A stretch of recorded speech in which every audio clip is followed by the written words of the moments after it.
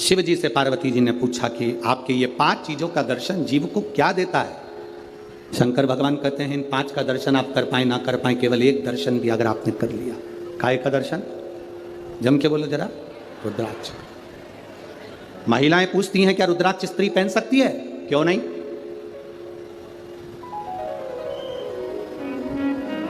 क्यों नहीं?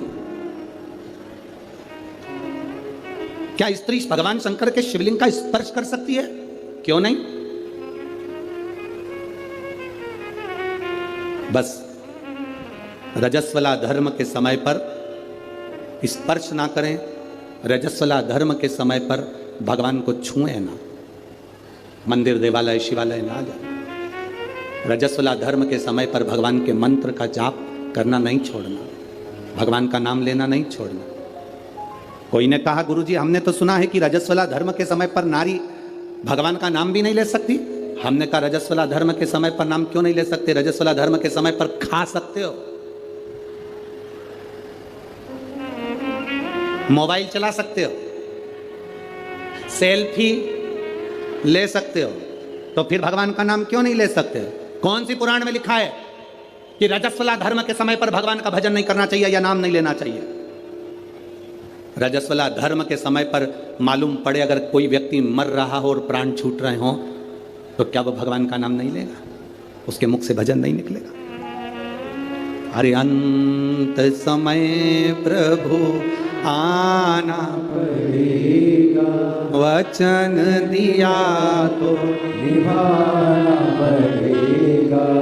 आए ना आए प्रभु कुटुंब कबीरा, अंत समय प्रभु आना पड़ेगा, वचन दिया तो निभाना पड़ेगा।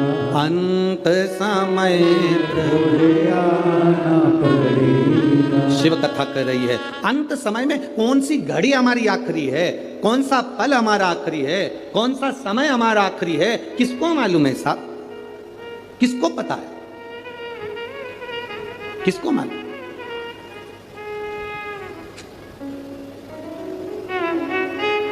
कौन सा समय हमारा आखिरी होगा यह किसको मालूम? महाभारत के शाल्य पर्व में अध्याय नंबर 43 में, अध्याय नंबर 43 के 21 से लेकर 39 श्लोक में नमूची नाम के एक असुर का वर्णन आता है।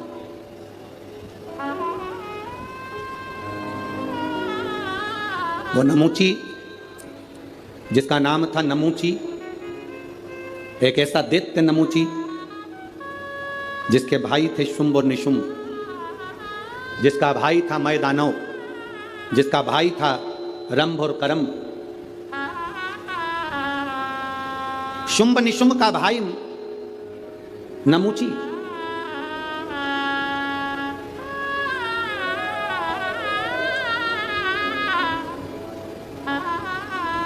जिसने भगवान विष्णु का तप करा, भगवान नारायण प्रसन्न नहीं हुए। ब्रह्मा जी का तप करा, ब्रह्मदेव प्रसन्न नहीं हुए, गुस्से में आ गए, क्रोध में आ गए, इंद्र पर आक्रमण कर दिया। और इंद्र पर आक्रमण कर इंद्र की सत्ता को उसने कब्जा कर लिया। इंद्र की सत्ता पर कब्जा करा, धीरे धीरे कर उसने सारी सत्ताओं को अपना बना लिया। अब फिर तप करने बैठा। अब उसने सोचा कि इंद्र की सत्ता मेरी हो गई, सारी सत्ता मेरी हो गई, अगर नारायण और ब्रह्मा ने मेरे को वर नहीं दिया तो मैं उनकी सत्ता को भी अपना बना लूंगा। वो क्रोध में आकर तप करने बैठ गए। तप करा तो ब्रह्मदेव और भगवान विष्णु प्रकट हुए। भगवान ब्रह्मा जी ने कहा नमूची तुझे क्या चाहिए? नमूची ने कहा कि बस मुझे वर चाहिए। ब्रह्मा जी ने कहा वर देने की सामर्थ्यता तो नारायण में। ब्रह्मा जी का तप छोड़कर नमूची भगवान विष्णु की साधना करने लगा। भगवान नारायण की साधना करते करते भगवान नारायण प्रकट हो गए और भगवान नारायण ने प्रकट होकर पूछा नमूची तुझे क्या चाहिए? नमूची कहता है बस मैं आपसे वर मांगना चाहता हूं। इतने में भगवान विष्णु ने सोचा कि अगर मैं नमूची को वर दे दूंगा और ये क्या मांग लेगा पता नहीं। तो भगवान विष्णु ने कहा कि वर देने की सामर्थ्यता तो मुझ में है ही नहीं, वर तो महादेव दे सकते हैं। अब नमुची भगवान शिव को ढूंढते ढूंढते भगवान शंकर की साधना करना है और कैलाश पर पहुंच गया। शुंभ निशुंभ का भाई, वो शुंभ निशुंभ जिसको मां दुर्गा ने मारा, वो शुंभ निशुंभ जिसका संहार मां देवी ने करा।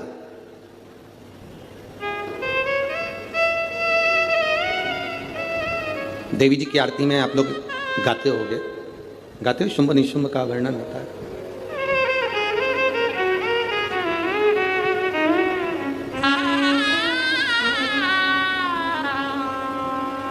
महाराज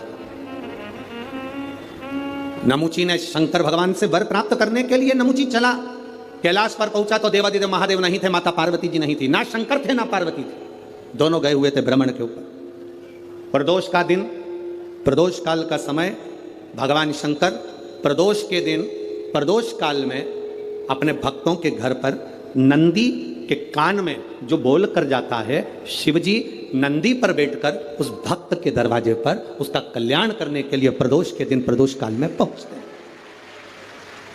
हर हर प्रदोष के दिन प्रदोष काल में देवादिदेव महादेव उस शंकर के भक्त के घर जाते हैं, जो भगवान नंदीश्वर के कान में कहकर जाता, नंदी के कान में जिसने कहा।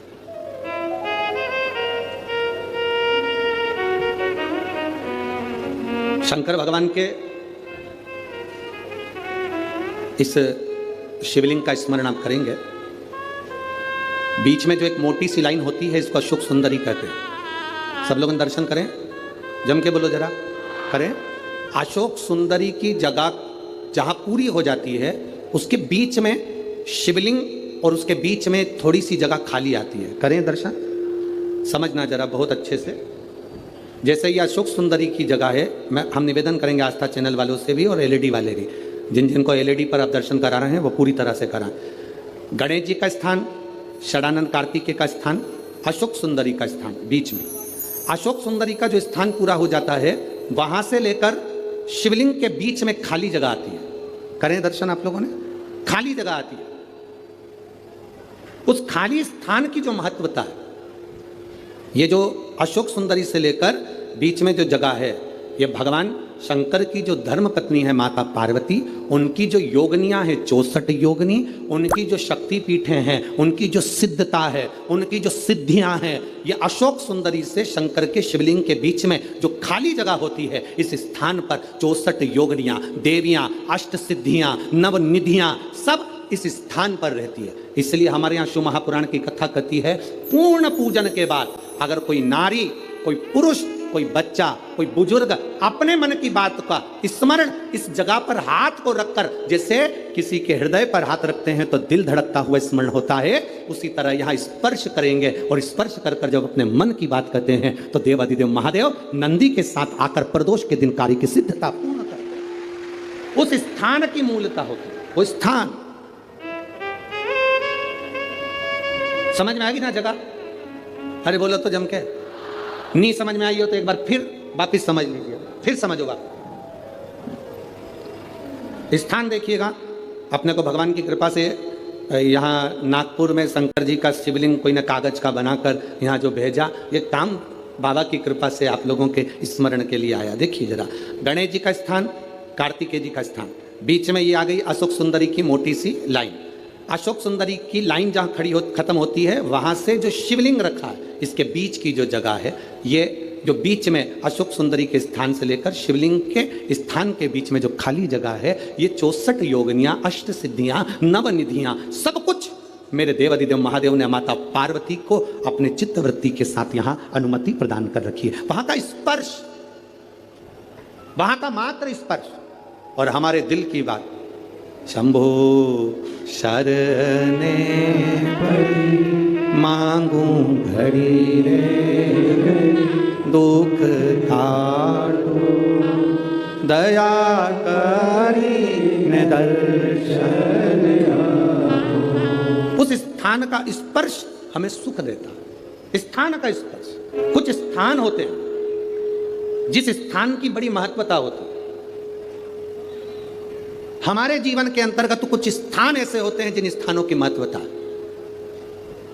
अब आप लोगों को अगर बोलें और आप उसका स्मरण, जैसे आपको कहा कि शिवलिंग के यहाँ स्थान है जिसकी मूलता, भागवत जी हो ना, अगर कहीं भागवत हो रही हो, राम कथा हो रही हो, तो तुम व्यासपीठ के चारों तरफ कहीं पर भी घूम लो, फिर लो, तुम्हारी मर्जी, तुम्हारा मन।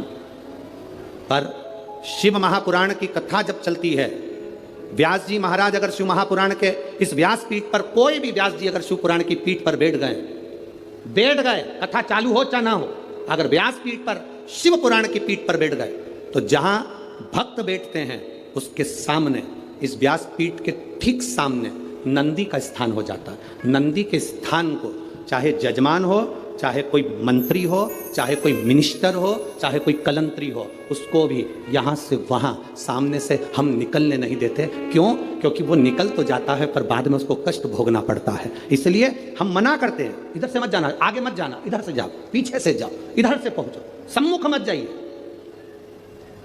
जितनी दूरी बनती है इस व्यासपीठ के सम्मुख। अब उसको समझने वाला समझ नहीं पाता, इसलिए हम जब साउंड वाला साउंड लगाता है, बक्से वाला बक्सा लगाता है, हम उससे कह देते हैं यहाँ से यहाँ तक पैक कर दो, ये नंदी की जगह पर कोई के चरण ना पड़ जावे। जितनी देर आप कथा सुनते हो, जितनी देर आप कथा के मंडप में बैठकर कथा सुनते हो, उतनी देर 33 कोटि देवता नंदीश्वर तुमरुका जी इस व्यासपीठ के ठीक सामने बैठकर शंकर की कथा का स्मरण करते हैं। कथा का स्मरण, उतनी देर शिव भक्ति का स्मरण वो कर रहे होते हैं। एक चित्त वृत्ति में बोला, चित्त वृत्ति। कई कैमरे वाले ऐसे होते हैं, फोटो खींचने वाले होते हैं, हम उन्होंने अभी तक शिव पुराण में कभी गए नहीं होते हैं। वो क्या भागवत जी में गए हैं, राम कथा में गए हैं, तो कहीं से भी निकल जाते हैं, उनको अंदाजा नहीं रहता। हमारे भक्त उनसे कहते, भैया सामने से नहीं जाना, जाना पीछे से, आप उधर से जाना, शिव के पीछे से निकल जाना, सम्मुख मत जाना। तुमरुका जी है, नंदीश्वर है, उनके गण है, वहाँ स्थान है उनका। जितनी देर व्यासपीठ पर व्यास जी बैठा है उतनी देर तक वो स्थान मूल है। व्यास जी नीचे उतर गया, तुम पूरी व्यासपीठ पर कहीं पर भी घूमो। जब तक कोई पंडित शिव पुराण वाचने नहीं बैठा, तब तक तुम पूरी व्यासपीठ पर कहीं पर भी घूमो, कोई मतलब नहीं। पर जिस समय पर व्यास बैठ गया, उस समय पर तुमरुका जी को आवाहन कर कर, नंदीश्वर को आवाहन कर कर, झोली पसार कर, उसको प्रणाम कर कर, आमंत्रित करके, झाड़ू लगा के, बाबा आपका स्थान साफ कर दिया है, आओ आप बैठो, तुमरुका जी आओ, नंदीश्वर आप बैठो, आपका स्थान हो गया। 3 बार झाड़ू लगाकर बाबा को स्थान देकर तब व्यास जी व्यासपीठ पर बैठता है शिव पुराण करने के। उस स्थान की मूलता होती है। क्यों व्यासपीठ से कहते हैं कि उठकर जाओ, तुम्हारे शरीर में कैसा भी रोग हो, कितना भी रोग हो, श्री शिवाय नमस्तुभ्यम जिस जगह पर बैठकर तुम कह रहे हो, उस भूमि की रज को केवल स्पर्श कर कर जाना और 3 महीने में हमको बताना कि बाबा ने तुमको हाथ पकड़ा कि नहीं पकड़ा, साधा कि नहीं साधा। ये पत्रों का जो ढेर है, ये इतने पत्र एक एक दिन में आ रहे हैं, इन पत्रों को तो हम पढ़ भी नहीं पाते। आपके पास फुर्सत हो तो इन पत्रों को ले जाना, इसमें मोबाइल नंबर और एड्रेस सब है, और उनके घर जाकर पूछना कि बाबा ने तुमको 3 महीने में दिया कि नहीं दिया। ये उसकी कृपा है, उसकी उदारता। तुम कहीं पर भी बैठे हो, हम तुम्हें नजर आ रहे नहीं आ रहे, हम तुम्हें दिख रहे ना दिख रहे, तुम दुकान पर बैठे हो, रोड पर बैठे हो, गली में बैठे हो, मोहल्ले में बैठे हो, जहां तक तुम्हें आवाज जा रही है, चाहे माइक कहीं तक लगे हैं, चोंगे कहीं तक लगे हैं, जहां आवाज जा रही है वहां तक अगर आप कथा सुन रहे हो, मतलब तुम्हारे चित्त वृत्ति में शिव समाया है। वो कृपा करेगा, निश्चित है, तेरी झोली भरेगा, वो निश्चित है। खाली ना जाता कोई दर से तुम्हारे, खाली ना जाता कोई दर से तुम्हारे, मैं भी खड़ी हूँ नन्ही बाण पसार, अपने हृदय से लगा लो, गिरा जा रहा हूँ, उठा लो, भोले अपने दर से अब तो न टालो, गिरी जा रही हूँ, उठा लो। ये समझना हमको है, शंकर के एक एक भाव को समझना हमको है, शिव की भक्ति का क्या फल है, शंकर की कथा सुनने के बाद हमें क्या मिलता है, ये तो सियोर वाला महाराज भी नहीं जानता, पर इतना जरूर जानता है कि झोली कभी खाली नहीं रहती, ये निश्चित है। क्या देगा वो पता नहीं हमको भी, पर वो देता जरूर है। उसके द्वार पर आया, खाली नहीं जा सकता। ब्रह्मा ब्रह्मलोक में रहते हैं, भगवान विष्णु वैकुंठ लोक में रहते हैं, शंकर भगवान मृत्यु लोक में रहते हैं। जो बहू पूना में रह रही है और तुम नागपुर में रह रहे हो, तुम्हारी तबीयत खराब होगी तो पूना वाली इतनी जल्दी नहीं आएगी, जो बहू तुम्हारे पास रह रही होगी वो दौड़ कर आ जाएगी। उसी तरह ब्रह्मा ब्रह्मलोक में, भगवान विष्णु वैकुंठ लोक में, इंद्र इंद्रलोक में रहते हैं, देवता देवलोक में रहते हैं, पितर पितर लोक में रहते हैं। मेरा शंकर इस भूमंडल पर रहता है, बुलाओगे दौड़ कर आए, तुरंत आएगा। वो कैलाश अधिपति शंकर है, जो कंकर कंकर में बसा हुआ है। उसको जिसने पहचान लिया वो जिंदगी में सब कुछ पा गया। जो अहंकार में फूल गया, अपनी अभिमत्ता में फूल गया, अपने अहम में फूल गया, एक दिन ककड़ी और भुट्टे की तरह कटकर बाहर बिका गया। अपनी अभिमत्ता को त्याग कर जिसने शिव को जान लिया उसकी जिंदगी संवर गई है। जिसने पहचान लिया देवाधिदेव महादेव, जो जान गया शंकर को, उसकी जिंदगी बन गई। जो नहीं जाना वो गया, वो गया। कितने दिन की शिव पुराण थी नागपुर में? अरे बोलो तो जम के 5 दिन की। आज कौन सा दिन हो गया? तीसरा। कल चौथा, परसों पांचवा। कल के दिन भी यही 2 बजे से 5 बजे तक कथा हो जाएगी। परसों के दिन सुबह 8 बजे से 11 बजे तक कथा पूरी हो जाएगी। टीवी पर 2 बजे से 5 बजे तक आ जाएगी। 11 बजे जो यहाँ सुनने वाले हैं वो सुबह सुनेंगे, अपने अपने घर चले जाएंगे। जो लड़ने वाले हैं, झगड़ा करने वाले हैं, वो यहीं की यहीं धरे की धरे रह जाएंगे। जिनको कथा से मतलब था उसने झोली भर ली और बटोर कर ले गया। जिसको दुनिया से मतलब था वो पड़ा की पड़ा रह गया। जिसको कथा से मतलब था उसने झोली भर भर कर बटोर लिया, महादेव से मांग लिया, बाबा खाली मत भेज देना। आज हम जब मोहनमते भाऊ जी के यहाँ पर वहाँ पर थे, आमदार जी के यहाँ, तो वहाँ पर कोई झांसी वाले भैया बता रहे थे कि यहाँ, झांसी वाले नहीं, यहीं के कोई भाई बता रहे थे कि हम जहाँ रह रहे हैं गुरुजी, इसी के सामने कोई परिवार रहता है, उसके घर में कई सालों से बच्चे नहीं थे। कई साल हो गए थे बच्चे नहीं थे। गुरुजी वो सीहोर गए, बाबा को कहकर आ गए, बाबा सब दूर धक्के खाली है, अब तेरे दरवाजे का धक्का मत निकाल देना, मुझे औलाद जरूर देना। और बाबा ने उसके घर में ये 11 तारीख जो गई, उस 11 तारीख को 2 बच्चे दे दिए बाबा की कृपा से, एक बेटा और एक बेटी। किसने बताया था? है? अच्छा पीछे हैं वो, उन्होंने बताया था। हम जहाँ भाऊ के यहाँ रुके हैं ना, विधायक जी के यहाँ, आमदार जी के यहाँ, वहाँ उनके यहाँ बता रहे थे ऐसा। तो ये शिव तत्व है, वो घड़ी है शंकर। क्या देगा आपको भी नहीं मालूम पड़ेगा। आप दिल से सुन लो उसको, दिल से। सेवा करने का मौका मिले दिल से सेवा कर लो, पानी पिलाने का मौका मिले दिल से पानी पिला लो। कमाने के लिए पूरी जिंदगी पड़ी है, कमाने के लिए पूरा साल पड़ा है।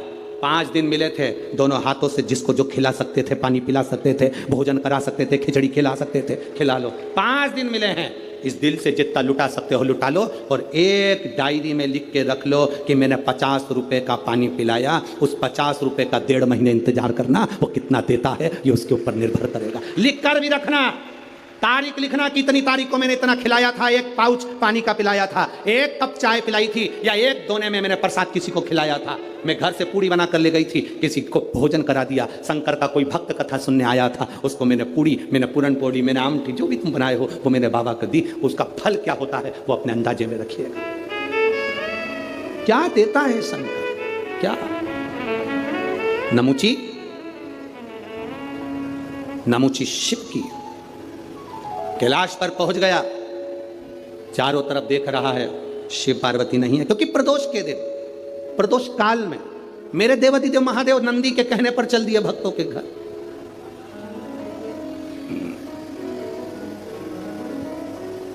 प्रदोष काल, प्रदोष के दिन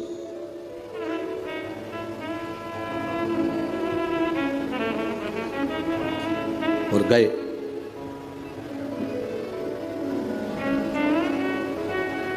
नमुची ने वहां पहुंचकर क्या देखा कि शंकर भगवान तो नहीं है, पार्वती भी नहीं है, गणेश भी नहीं है, षडानंद कार्तिकेय भी नहीं है। एकदम सुना, एकदम सुना। नमुची ने देखा कि एक रुद्राक्ष का मन का, शिव जी के गले में जो मन के पड़े थे, शंकर के गले में जो माला पड़ी थी, उसमें से रुद्राक्ष का मन का भूमि पर पड़ा था। एक मन का, एक मन का। कभी कभी कुबेरेश्वर धाम से आया हुआ रुद्राक्ष हो, या तुम्हारे घर में रखा हुआ रुद्राक्ष हो, या गले में पड़ा हुआ रुद्राक्ष हो, बीच में से चटक जाता है, फट जाता है, टूट जाता है। अंदाजा लगाना कोई विपदा की घड़ी तेरे ऊपर आने वाली थी, तेरे घर पर आने वाली थी, देवादिदेव महादेव ने अपने ऊपर झेल ली, टूट गया, टूट गया।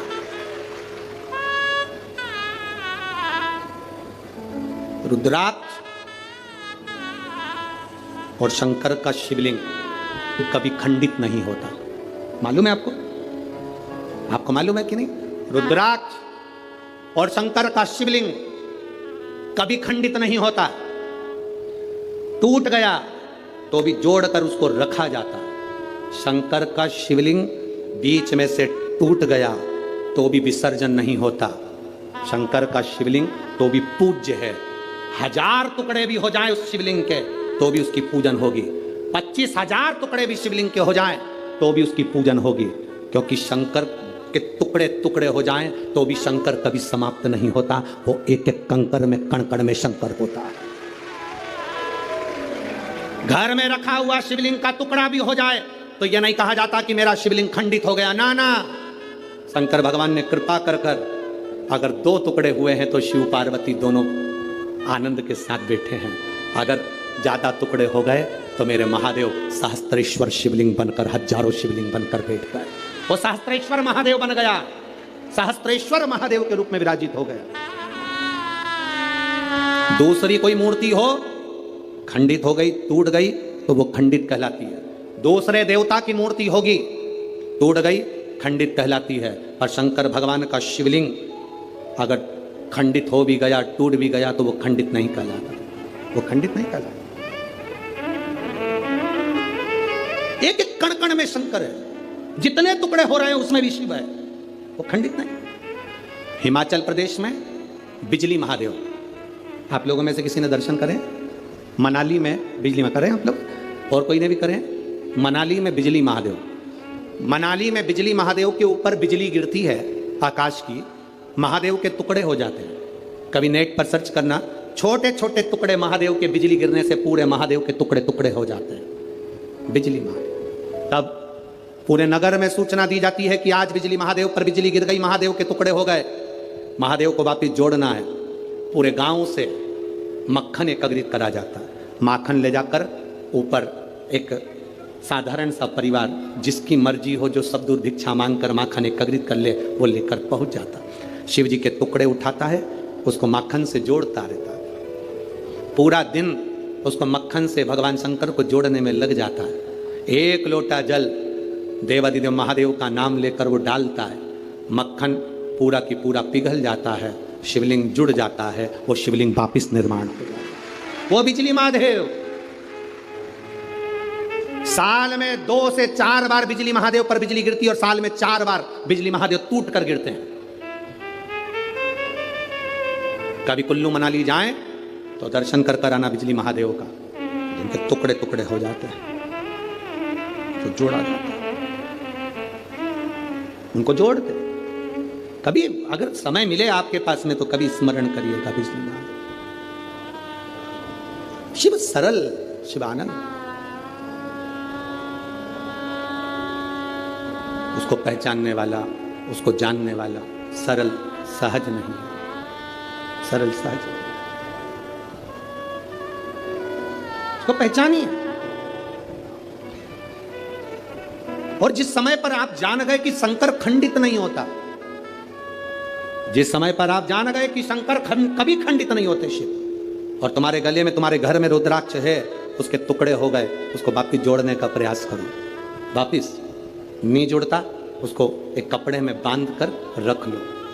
शिव शंकर का शिवलिंग और रुद्राक्ष कभी खंडित नहीं कहलाता, उसका फल उतना की उतना ही होता है, उसका फल उतना की उतना ही रहेगा, उसका बल उतना की उतना रहेगा, वो कभी खंडित नहीं, उसका बल उतना की उतना। इसलिए शंभु शरणे पड़ी मांगू घड़ी दुख का दया करी उसका फल कभी समाप्त नहीं होता। रुद्राक्ष के 10 टुकड़े भी हो जाएं तो रुद्राक्ष का फल समाप्त नहीं होता। आप में से कई लोग ऐसे बैठे होंगे जिनके घर में रुद्राक्ष टूटा होगा, बिखरा होगा। उठाओ जरा हाथ, जिनके घर में अगर कभी रुद्राक्ष टूटा हुआ भी हो तो आपको महसूस करा होगा आपने कि वो रुद्राक्ष टूट गया, बेकार हो गया, कोई काम का नहीं है। ना ना ना ना, शंकर भगवान की एक बेलपत्र, शिव की एक बेलपत्र जो शंकर जी पे समर्पित हो गई, समर्पित होने के बाद उठाने में टूट गई, खंडित हो गई। शिव जी पे चढ़ी थी, पूरी थी, पर जब चढ़ने के बाद बहुत सारी उठाई गई तो टूट गई, खंडित हो गई, टूट गई, खंडित हो गई। वो खंडित नहीं कहलाती। शिव जी पे चढ़ने के बाद जो बेलपत्र का अगर एक पत्ता भी तुमको मिला तो वो पूरी बेलपत्र कहलाती है, वो अधूरी नहीं कहलाती। शंकर भगवान पर चढ़ने के बाद अगर बेलपत्र का एक पत्ता भी तुमको मिला है तो वो खंडित नहीं, वो पूर्ण है, वो पूर्ण है।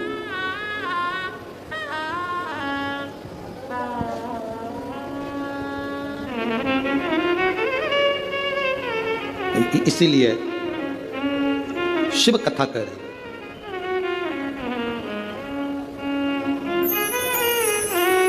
शिव महापुराण की कथा कर रहे। नमुची को एक रुद्राक्ष का मन का नमुची को मिला है, एक रुद्राक्ष का मन का। दैत्य है, असुर है, राक्षस है। अब वो विचार करने लगा कि ये रुद्राक्ष किसका है, मुझे मिला है। फिक्र और जिक्र, थोड़ा ध्यान देना, दो चीजें। क्या क्या? मुंह से बोलो, फिक्र और जिक्र। फिक्र, ज्यादा फिक्र करोगे, ज्यादा चिंता करोगे तो चिंता फिक्र तुम्हें तन्हाई दे देती है, एकांत दे देती है, तुम्हारी बुद्धि काम करना बंद कर देती है। ज्यादा फिक्र होती है तो व्यक्ति का बीपी ऊंचा नीचा हो जाता है, शुगर ऊपर नीचे हो जाती है और व्यक्ति चिंता में पड़कर कमरे में अकेला पड़ा रहता है। फिक्र चिंता देती है, फिक्र एकांत देता है, फिक्र तन्हाई देती है, फिक्र तन्हाई देती है। फिक्र तुम्हें अकेले कमरे में पटक देगा। और जिक्र, जिस समय पर तुम्हारे को फिक्र होने लगे तब महादेव की जिक्र करना प्रारंभ कर दो, उसकी चर्चा करना प्रारंभ कर दो, तन्हाई मिट जाती है। तन्हाई मिट जाएगी अगर शंकर की चर्चा करोगे, शंकर की जिक्र करोगे, शंकर की भक्ति करोगे। ढोलक, शिव की चर्चा कर रहे हो अगर, शंकर की अगर चर्चा करो। फिक्र और जिक्र में अंतर है। फिक्र तन्हाई देगा, जिक्र तन्हाई से निकाल देगा। फिक्र बीमार कर देगा, जिक्र शंकर का तुम्हें महामृत्युंजय का रसतत्व देकर उभार देगा। जिक्र आज सबसे बड़ी अगर कुछ बहुत बड़ा अगर टेंशन है ना लोगों को, लोग आज के समय में, अब यहाँ पर बहुत सारे लोग बैठे हैं, हम बात कहेंगे तो लोगों को लगेगा गुरुजी ऐसा बोल देते हैं, पर आज प्रत्येक समाज के व्यक्ति को अपनी अपनी समाज की फिक्र है।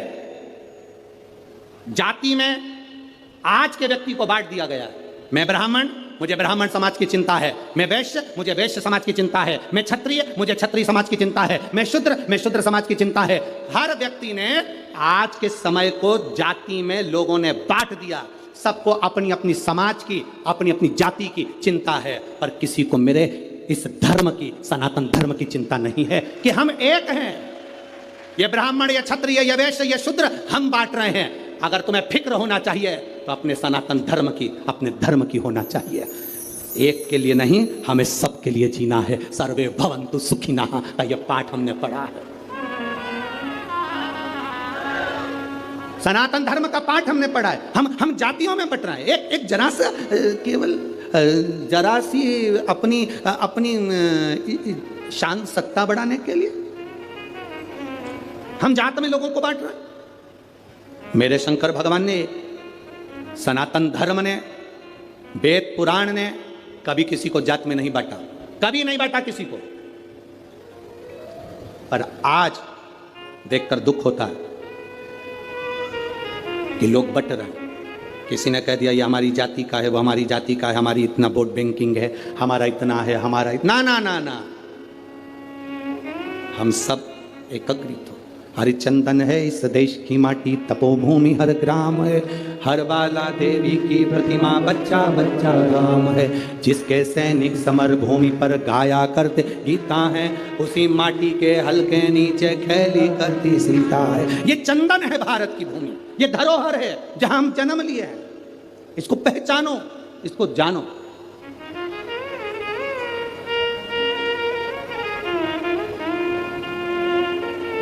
देवी जी का दर्शन करा है तुम लोगों ने? अरे बोलो तो जम के, करा है। तलवार है उनके हाथ में, ठीक है। काय पे बैठी हैं? हैं? शेर पे। तुम मोटरसाइकिल पे बैठ के इतनी घबरा जाती हो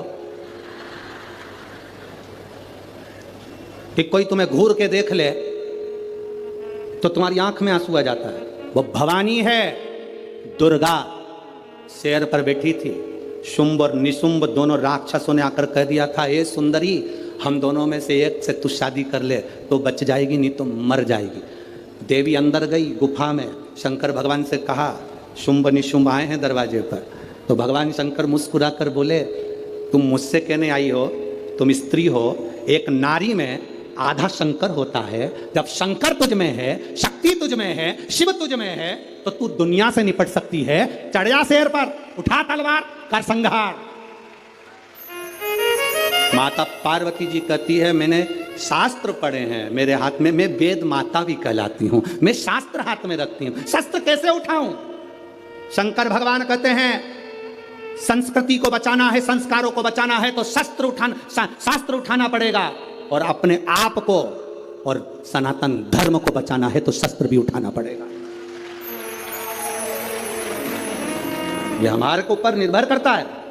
हम शास्त्र भी उठा सकते हैं और शस्त्र भी उठा सकते हैं। ये मां जगजननी दुर्गा भवानी का दर्शन करने जाओ तो उस माता को प्रणाम कर कर उससे कहकर आना, मां जब शास्त्र की जरूरत हो तब मुझे शास्त्र देना, और जब शस्त्र की जरूरत हो ऐसा बल देना, ऐसा शस्त्र देना कि दुनिया के लोग याद रखें। हम याद रखें।